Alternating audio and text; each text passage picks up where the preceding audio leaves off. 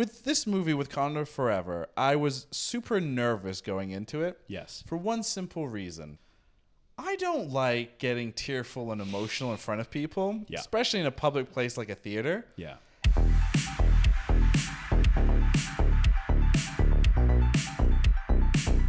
The most broken people.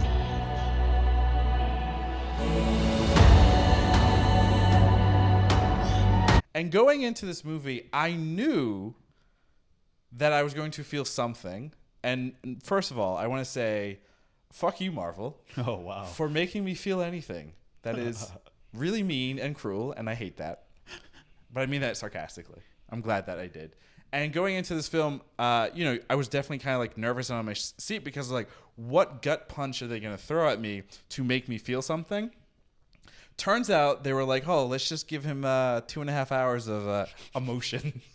Well, yeah, I mean, we have to start with the whole Chadwick thing, right? You know, Chadwick Boseman unfortunately passed away, and we've known, since the first poster and trailer of this movie dropped that he was not going to be in this movie. That this movie was very much going to deal with his untimely passing and then the passing of the character, which they confirmed, pretty early on in the process of this movie. So that was present throughout the whole movie, like you just said, Ravi, in terms of they didn't shy away from it. They didn't try and address it quickly and then move on.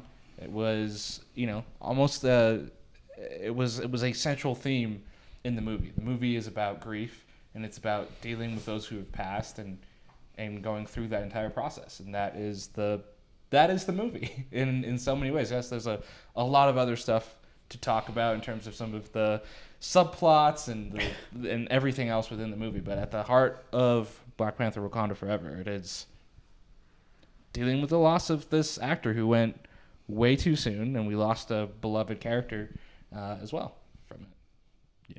Yeah, you said it right after the movie.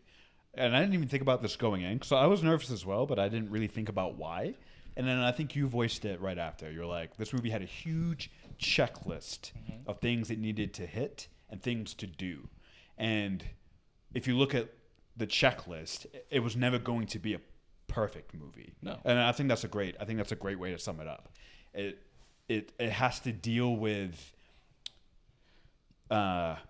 rebooting the character. You know, even if you just look at the story, right? You have to say farewell to a character. You have to create an origin story for a new character. And say farewell, not just to a character, to a man, right? Yeah. To a man who meant so much to the movie, to everything that it was about. It was impossible to do, and they somehow still did it. Yeah. So, I mean, you hit the nail on the head before we even got to the opening credits, which pin drop. It was as still as I've ever seen a movie theater. Yeah, I was gonna say when those opening the Marvel which was just Chadwick. This was the weirdest. We're in Colorado, Denver, seeing this movie, so it's not like where I usually see films in LA where Friday midday showings or whatever are packed usually. This was a fairly empty theater, but even so, even those somewhat half-packed theaters or whatever, you still have people jumping up and down, cheering, clapping, whatever.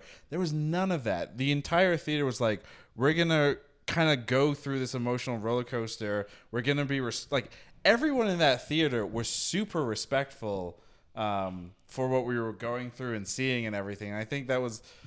It's weird because when you think of a Marvel movie, you think of oh yeah, there's the guy, they did the thing, there's the Leonardo DiCaprio meme. You think that a lot, not like this movie.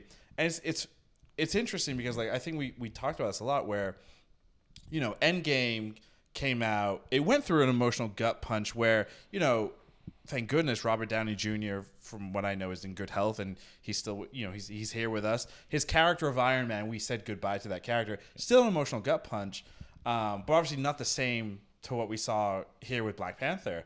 But even that movie, you're jumping up and down and everything, and that movie was very much 10 years of the same kind of formula. And then this movie comes out that's dealing with real world loss. And even though there were definitely some similar elements of the big battle and the ups and downs or whatever, The lighthearted quips. The lighthearted quips I can't even say this, but like I'm so thankful the lighthearted quips were there because you needed the goddamn emotional break. Otherwise, it was Thank God for M'Baku. Yes. I mean, without him, the movie would have been too. Winston Duke knew. Yeah. Very early on, he was here for comic relief. Yeah. That was And he embraced that was it. his role for Wakanda Forever. Yep. He embraced it fully. Thank God for and that. it was amazing. Yeah. Amazing performance by him. And like, again, big spoilers here, right? The movie also like changed the formula to a degree where a lot of Marvel films end and they have the mid end credit scene and then the final or end credits, secret scene or whatever. And this ended with just a mid credit end scene or whatever. And instead of it being something where it's like, Sets up the I'm next Nick movie. Fury and let's start the Avengers. It was very much more like it was very much like perfect for this movie where instead of being like, hey, we're going to tell you what the next phase of the story is or whatever, it was a much better kind of situation where they essentially allowed the character of T'Challa in a way, or the name of T'Challa, to live on through, T'Challa having a son now. Right. Which I think What is a bombshell. great. It was a big bombshell. That was great. But did anyone else think I thought the character, the child, was going to be called Chadwick? I don't know why I thought that. Oh, That never. No. I don't know why. That was just me. That's Too- just a too me on the thing. nose. Yeah, That's maybe. just a me thing. Yeah. But I think how they did it was again like a great way to wrap everything up. I mean, this movie being the close to Phase 4, I think is the perfect. It makes sense to close that out with this.